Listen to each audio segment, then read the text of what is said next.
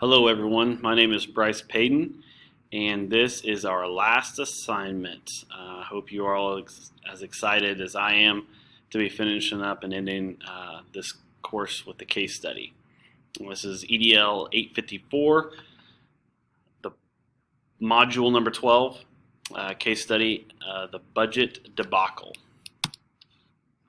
So the summary of the case, the what, when, where, and who, start at Briardale Elementary School is one of 6 elementary schools in the district, and its building serves as the town's community meeting center. Each elementary school houses between 500 to 800 students. Briardale specifically is in a diverse community. It currently has a population of 600 students in the building.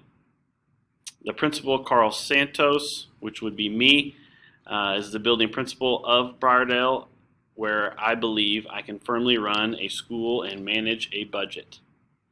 Parents of the students are in charge of supplementary funds in the foundation that are ran through that Briardale Foundation. The leader of the foundation, Mr. Barely, a new parent to the community, had an idea of a raffle fundraiser for money similar to one he had done at Harvard and began to implement it. Mr. Barely is a very competitive person and wants to develop the best fundraiser the school has had to help support the school improvement and student development. Mr. Barely has those high expectations because a fraternity brother from Harvard, Mr. Morley, is the president of another foundation at another elementary school in the districts, and he wants to show that he can do a better job. The night of the raffle, someone tipped the local sheriff off, who then arrived and took Mr. Barely to the station, where he was arrested and then convicted of a misdemeanor. Mr. Santos, along with others, were embarrassed by the way that the raffle for cash event ended. Legal and ethical issues. Legally, Mr. Barely was arrested and convicted of a misdemeanor and placed on probation. There are laws to raffles in regards to the amount of money that is collected and if an application needs to be filled out according to that state. Every year, prior to the school year, we talk about fundraising at our district, and this is one thing that kind of comes up. Usually it's not an issue because it's such a high amount of money before you would need a application to show it's okay from that state. Ethical issues. Mr. Santos, I should have been aware of the type of fundraiser and checked for any issues. I know the foundation was approved it, but I should have been in the discussion as well. The trust and reputation of the district will be damaged, and funds will and could and will be affected. And there were no breach of contract or any harassment. Synthesis of what has happened. Mr. Barely, who was selected by Principal Santos to be the president of the Briardale Foundation, planned and developed a raffle for cash fundraiser in hopes to outdo his fellow fraternity brother, Mr. Morley, to have the most successful fundraiser in the district, until a tip was made to the sheriff's office that landed Mr. Barely in jail for his role in the event. Some facts, some people. Myself, the principal, Mr. Santos, Mr. Barely, the community members in the district seem to be very active and are given active roles for the school. Also, it should be noted that they have consistency in their staff, which means I feel like a lot of the district does a good job of retaining the teachers that they need to. Most of the staff has been there their whole teaching career. And the place, okay, Briardale Elementary School. It's mentioned this diverse community, but there is no comment on whether it's a rural or suburban. But did give the enrollment of around 600 students. And it is in an unidentified city or state. The program, the Briardale Elementary, is a K through 5 building. Its curriculum is focused on basic skills. Funding for this comes from the superintendent to each of the schools, to each of the 5 elementary schools. The supplemental curriculum funded is by the foundation. So the art, music, foreign language, etc., is all funded by the foundation and their efforts. Review and prioritize information. Excuse me. Situation is damaging to myself, Mr. Santos, Mr. Bailey, the foundation, and all the stakeholders and community by feeling embarrassed about what had happened. Mr. Santos, Mr. Bailey each have an important stake in the outcome of this. With my Mr. Santos reputation and Mr. Bailey being able to be involved in the foundation at all, or what that will even look like for him moving forward in the future. I don't think the relevant stakeholders have been consulted before the fundraiser was began. I felt like it was a blind side to all the parties at the fundraiser.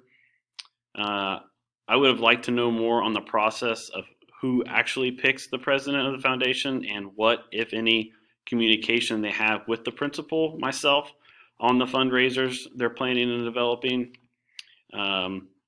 as well as what exactly was done wrong in the situation and what information that the tipster had to alert the police. It seems like it had to be somebody on the inside that knew a lot of information about the fundraiser and took that to the sheriff's department, and then they had enough evidence to go ahead and convict Mr. Bailey. At this time, I don't feel like I have enough information to make a decision on what I would do as Mr. Santos. There's just too many questions to be answered, and I'll go over that. Identifying options and possible consequences. Option number 1 could just be no action. You just do nothing, just move on, and I don't think that is a very, very good option. Option number 2 is passive. State where there was no wrongdoing on the part of myself, Mr. Santos, and I can resign and go to another district and kind of wash my hands of the situation and look for a fresh start and learn from my mistake. Option number 3, engaged. Admit to the stakeholders this was approved by the whole foundation and not just one person. Give the money back to the patrons that participated in the fundraiser. Discuss that there needs to be more policies and procedures in place for the accountability of the foundation and its fundraisers. Create those policies and procedures and have better communication with the president of the foundation, school, the school board, and the stakeholders. I'll also relieve Mr. Bailey of his duties as president of the foundation and do my due diligence of finding a qualified parent to step in for the remainder of the year. Evaluating my options. Option number 1, pros and cons. I think it would be the easiest action to do because you're doing nothing. On the flip side, you can also could lose even more support from stakeholders, and I think your funds would still struggle by not addressing the issue. And option number 2, passive, could be, a pro would be avoiding the situation, not being involved whatsoever anymore, starting fresh, since I was not convicted, or Mr. Santos was not convicted of anything. A con to that would be tough finding a job early in the year, and even housing if needed. You're entering a new district, may ask questions why you're changing in the middle of the year, and those funds from Briardale would also struggle, and you'd also be putting the district in a bad position by leaving. Option number 3, engaged. Pro would be you gain respect from stakeholders, admitting when you're wrong. School district would be better off by implementing the for student and staff success. Doing all those procedures would help the school district in the long run. It would also build more cohesiveness between the administration and the foundation to work together, come up with another fundraiser or another way to get money into those programs. Con could be, funds would still be an issue if the money was given back. And it might be difficult to find somebody else to represent the president of the foundation. I chose number 3, but I'm choosing this option on the premises that I would be wanting to stay as principal of the school. I feel like the district and myself would ultimately be better off with this option.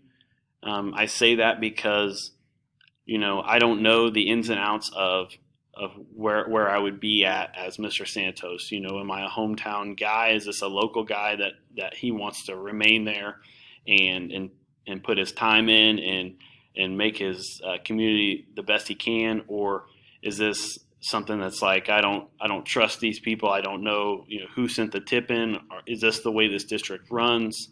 If so, maybe it would be best that I just resign. But in my opinion, I'm thinking about this being in my district right now. I think this is the way and the best option that I would choose. Refund those who have participated, issue a statement that what happened was a mistake and there's no intentions of wrongdoings. Try and fix these issues so they don't happen again. Admitting a mistake will help gain the trust back of the community and stakeholders faster, and putting out those new policies and procedures would show the district is moving in the right direction, which is ultimately focusing on school improvement and student development. And lastly, implementing my decision. I would first call a meeting with Mr. Bailey and talk to him about what happened. Get all the information from him directly, and then inform him that he will no longer be the president of the foundation. In positions we're at, right or wrong, he was convicted, so he would have to be let go of his position. Number 2, get administration, superintendent together to issue a statement to the paper, as well as evaluate what funds are available to help offset the supplemental programs for the current year. Those programs still need to go on, even though the fundraiser did not go as planned. 3, I would meet with the foundation stakeholders and any influential community members to inform them of, if any, changes to policies or procedures to avoid issues in the future, and decide who specifically or what type of person, a teacher, administrator, parent, whoever we want to be in charge and put in charge of the foundation. And 4, you got to give the money back. Definitely give the money back to the patrons who were involved with the fundraiser. Thank them for their support. But I think with all that has happened, that definitely has to be done. And lastly, if this doesn't work, then we need to have a meeting with the school board and get their opinion on the next step, and gain more direction from them moving forward. That's all I have. I thank you very much for listening, and this concludes a great course and a great class. Thank you very much.